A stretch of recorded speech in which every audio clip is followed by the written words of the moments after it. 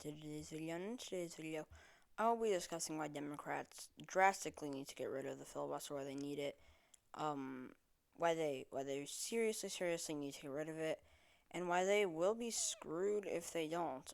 This is something that they absolutely, at this point, they have to do, or they don't have to necessarily get rid of it, but they need to at least return back to the talking filibuster, otherwise they could be screwed in 2022. This video will likely be shorter than usual. Also, sorry about getting up so late, or depending on where you live. Actually, I live in the Eastern time zone, so probably it'll be up the early, actually not latest. Sorry, I wasn't thinking straight. So yeah, it'll probably be earlier for you unless you live in my time zone, but still, it was kind of late. I mean, like my spring break just started, so I'm just like trying to chill. Hopefully over the next week I'll be able to upload a little earlier though. But yeah, so looking at the current Senate composition, and we can just go label what my prediction is. Um, but I mean, like, looking at this, or I'll get straight to the point. The Georgia GOP today, as we know, or I guess the Georgia legislator, passed bills that a lot of people voted as voter suppression bills. They've um made it more difficult to get absentee ballots, more difficult or it's um they made it so you couldn't give people water or food in line while they're waiting to vote, and this could seriously harm the Democratic Party because specifically in Georgia, they in Atlanta, even more specifically, I can actually just go look at a 2020 election results map. We go look at this in Atlanta. A lot of voters, a lot of people, honestly, all throughout the state, but or not necessarily all throughout the state, but in Atlanta, we saw a lot of voters that had to wait in line for 6, 7, 8 hours. We saw them waiting in line for very long periods of time, and obviously, like this is gonna get not. This is not really gonna be electoral politics as much as just like I guess planning, which is not what my channel is about, but whatever. People in the I mean, like, I guess you could think, yes, okay, I'm going to the polls, I might pack lunch or something, but I mean, like, 7 hours. The I don't necessarily know that they would even let you take the amount of food that you would need to have into line for 7 or 8 hours.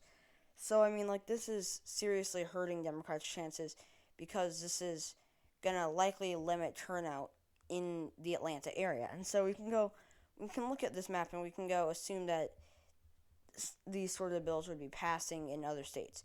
Georgia, right now, may be tilt red just because of these bills. I don't I don't necessarily know, but it could be red just because of those bills. New Hampshire, I already think would flip.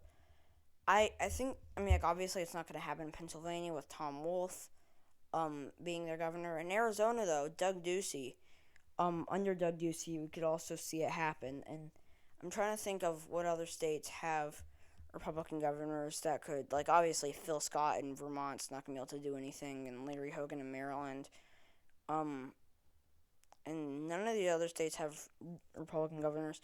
Roy Cooper is the Democratic governor in North Carolina, but I mean, like, that's not really having an impact.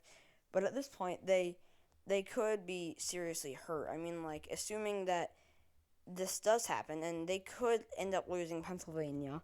They could not keep their seat there, or they could not flip the seat. That's a possibility. We could see the GOP going back to like a 53-47 majority. This is not the exact majority as before, but it's almost exactly the same before 2020. Just instead of two GOP seats in Georgia, it's one and one in New Hampshire. But this is very bad for the Democrats, and the reason that this all ties back to the filibuster is right now they need to pass for them to be able to try to stop this. They need to pass HR 1. They need to pass bills trying to stop this. Not only like voter suppression, but also things um such as like gerrymandering, which I mean, like, both parties do gerrymandering. Both parties, I would assume, um suppress votes. I mean, like, in today's American politics, we definitely hear about it coming more from the GOP. But both parties, I would assume, definitely suppress voters, which is obviously an awful thing. I think that the more people that vote, the better. The more people that participate in our democracy, the better. But regardless, also gerrymandering is just absurd. And once again, both parties gerrymander. We've seen absurd gerrymanders in Maryland. We saw ridiculous gerrymanders in North Carolina. It's not like it's both parties gerrymander insanely. Like the gerrymandering is ridiculous. But regardless, they need to pass like HR1, but they can't right now because of the filibuster. And for this to be able to pass, the current filibuster won't allow it to pass. It simply won't happen.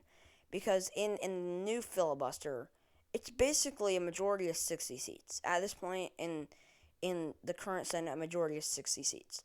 While what a lot of people on the left have pushed for, they've pushed for eliminating filibuster entirely. We've also seen people such as Joe Biden and Joe Manchin pushing to bring back the talking filibuster, where you had to stand on the Senate floor and talk. I've seen people discussing maybe making it so it has to be on topic, so you can't see things like historic. I'm just gonna use like historic examples where like I don't remember who it was, but somebody just like read names from a phone book or something, or like when Ted Cruz read. Sorry, I just got a notification. Or like when Ted Cruz read Green Eggs and Ham. I think that would definitely probably help the Democrats if they were to make it stay on topic. But still, they need to get rid of or at least bring back the talking filibuster, because then there's actually the possibility that they'll be able to pass HR1. In which case, we would likely still see Georgia be a Democratic state, or at least the Democrats would be winning there, and that is why Joe Manchin and Kirsten Sinema are hurting their chances by not doing this. I mean, like, it's likely going to happen. We're likely going to see Sinema jump on board.